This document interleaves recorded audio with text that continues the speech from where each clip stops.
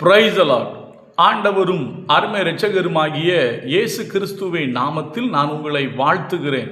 மறுபடியுமாக கர்த்தருடைய பரிசுத்தமுள்ள சன்னிதானத்திலிருந்து கர்த்தருடைய பரிசுத்தமான வார்த்தைகள் மூலமாய் உங்களை சந்திப்பது மிகுந்த மகிழ்ச்சி. ஆண்டவருடைய பெரிதான கிருபையினால இந்த வாரம் நாம் தொடர்ந்து தியானித்து கொண்டு வருகிற காரியம் சார் என்கிற தலைப்பில், அதாவது 6 சார் என்று சொல்லி நாம் வேதத்தின் அடிப்படையில் வேதத்திலே சார் என்கிற எழுத்தில் முடிவடைகிற பெயர்களை உடைய மனிதர்களை பார்த்து கொண்டு வருகிறோம். அருமையான கர்த்தருடைய பிள்ளைகளே, நம்ம தெளிவாக பார்த்தோம். எருசலேம் தேவாலயத்திற்கு அஸ்திபாரம் போட்டவர் செஸ்பாத் சார் என்று பார்த்தோம். அதை தொடர்ந்து ஆரோனுடைய மகனாகிய எலெயாசார் என்பவரை பார்த்தோம். நேற்றைய தினத்தில் இப்படியாக பார்த்தோம், பெல்சாத் சார் என்று நம்ம பார்த்தோம். இந்த பெல்சாத் சாரை குறித்து நாம் ஒரு விஷயம் கற்றுக்கொண்டோம். கர்த்தர் சொன்னார், நீ தராசிலே நிறுக்கப்பட்டு குறைய காணப்பட்டா என்று கர்த்தர் சொன்னார். இன்னும் சில சார்கள் இருக்கிறார்கள். எல்லாவற்றையும் சொல்வதற்கு நமக்கு சமயங்கள் இல்லை. நான் இன்றைக்கு சொல்லி நிறைவு செய்ய விரும்புகிறேன். நல்லா கவனிங்க. பெல்தே சாத்சார். பெல்தே சாத்சார் யார் அப்படின்னா, தானியேலுக்கு வைக்கப்பட்ட பெயர் தான் பெல்தே சாத்சார். சரியா? அடுத்தது நேபுகாத் நேச்சார், அதே போல சல்மனாசார், இப்படி பேர்கள் இருக்கு. இதற்கு மத்தியில் நான் இன்னொரு சாரையும் சேர்த்து சொல்றேன், எலெயாசார் 2. இன்னைக்கு அதான் பார்க்க போறோம். எலெயாசார்ல இன்னொரு மனிதனை காண்பித்து கொடுக்க விரும்புகிறேன். ஏனென்று சொன்னால், எலெயாசார் என்கிற பெயரில் ஒரு மனிதன் அல்ல, பல மனிதர்கள் இருக்கிறார்கள். ஆரோனுடைய மகனுக்கு பெயரும் எலெயாசார் தான். இப்பொழுது நான் சொல்ல போகிற ஒரு நபர் இருக்கிறாரு, அவருக்கு பெயரும் எலெயாசார் தான். சரியா? மறுபடியும் சொல்றேன், நம்ம பார்க்காத பெயர்கள். அதாவது பெல்தே சாத்சார் அது தானியேல், நேபுகாத் நேச்சார் அது நமக்கு தெரியும், மன்னன். அப்புறம் சல்மனாசார் அசிரியா ராஜா. சரியா? அப்போ அடுத்தது நான் சொல்றேன், எலெயாசார் 2. இவர் ஆசாரிய வம்சத்தில் உள்ளவர் அல்ல, ஆனால் ஒரு மிகப்பெரிய வீரனாக தாவீதோடு கூட இருந்திருக்கிறார். இவரை சொல்லி நான் நிறைவு செய்ய விரும்புகிறேன். அருமையான கர்த்தருடைய பிள்ளைகளே, தாவீதோடு கூட இருந்த 30 பராக்கிரமசாலிகளிலே முக்கியமான ஒரு 3 பெயரில் யார் வருகிறார் என்றால், இந்த எலெயாசார் வருகிறார். இவரை நான் ஏன் உங்களோடு பகிர்ந்து கொள்ள விரும்புகிறேன் என்றால், நீங்களும் நானும் சத்ருவுக்கு பயப்படாம எதிர்த்து நிற்க வேண்டும். இந்த உலகத்தில் நமக்கு எதிராக செயல்படுகிற பிசாசை பார்த்து நாம் ஒரு நாளும் பயப்படவே கூடாது. இன்றைக்கு அநேக கிறிஸ்தவ மக்கள் பிசாசுக்கு பயப்படுறாங்க. பிசாசுக்கு பயப்படாதீங்க, தேவனுக்கு பயப்படுங்க.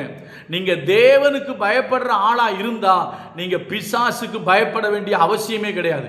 நான் வாசிக்கிறேன் பாருங்க, 2 சாமுவேல் 23வது அதிகாரம் 9ஆம் வசனம். இவனுக்கு 2வது அகோயின் குமாரனாகிய தோதாவின் மகன் எலெயாசர் என்பவன். இங்கே ஒரு எலெயாசர் வருகிறார். நல்லா கவனிங்க. இந்த எலெயாசரை பற்றி வேதம் என்ன சொல்கிறது? இவன் பெலிஸ்தர் யுத்தத்திற்கு கூடின ஸ்தலத்திலே இஸ்ரவேல் மனுஷர் போகையில் தாவீதோடு இருந்து பெலிஸ்தரை நிந்தித்த 3 பராக்கிரமசாலிகளில் ஒருவனாய் இருந்தான். இவன் எழும்பி தன் கை சலித்து, எப்படி தன்னுடைய கை சலித்து பட்டயத்தோடு ஒட்டி கொண்டதான். அழகா இருக்கு. எப்படி தன் கை சலித்து பட்டயத்தோடு ஒட்டி கொள்ளும் மட்டும் பெலிஸ்தரை வெட்டினான். அன்றைய தினம் கர்த்தர் பெரிய ரட்சிப்பை கட்டளையிட்டார், நடப்பித்தார். ஜனங்கள் கொள்ளையிட மாத்திரம் அவனுக்கு பின் சென்றார்கள். என்ன ஒரு அழகான வார்த்தை! ஜனங்கள் கொள்ளையிட மாத்திரம் அவனுக்கு பின் சென்றார்கள். அப்ப அருமையான கர்த்தருடைய பிள்ளைகளே, இந்த மனுஷனை பாருங்க. எலெயாசார் சத்ரு எவ்வளோ பேர் வந்தாலும், எவ்வளோ பெரிய சத்ருவா இருந்தாலும், சத்ருவுக்கு பயப்படாம சத்ருவுக்கு எதிர்த்து நின்று யுத்தம் பண்ணின ஒரு மனுஷன் தனி ஆளா நின்று ஜனங்களை வெட்டுறான். கை ஒட்டி போச்சு. ஜனங்கள்லாம் பின்னால கொள்ளையிடுவதற்கு மாத்திரம்தான் அவர் பின்னால போனாங்களாம். ஆனா சண்டை போடுறதுக்கு வேற யாரும் போல. இவர் ஒரே ஆளு நின்று அந்த எதிரிகளை வீழ்த்தினார். அவருடைய பெயர் எலெயாசார்.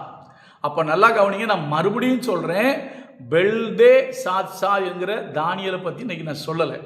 அதே போல் நேபுகாத் நேச்சாரை பற்றியும் நான் சொல்லலை. சல்மனாசாரை பற்றியும் நான் சொல்லலை. யாரை பற்றி சொல்கிறேன்னா எலெயாசாரை பற்றி சொல்கிறேன். எலெயாசார் 2. அன்னைக்கு பார்த்தது ஆசாரியனாகிய எலெயாசார்.